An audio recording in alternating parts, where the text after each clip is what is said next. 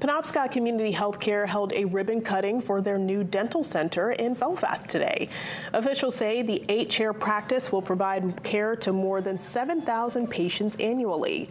The center features the third ADA accessible dental chair in the state of Maine, improving care for patients with disabilities.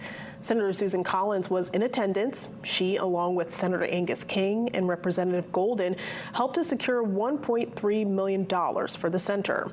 The CEO of PCHC says that affordable dental options in Waldo County are extremely limited, and this center will accept Maine care, furthering their impact.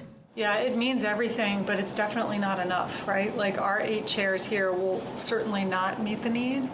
It's one piece of the solution. We hope to continue to grow. We want to work with our partners and our public officials to really shine a light on dental care, because it's sort of it's not talked about enough. In Maine, we have a real shortage of dental care providers, and this clinic will really make a difference.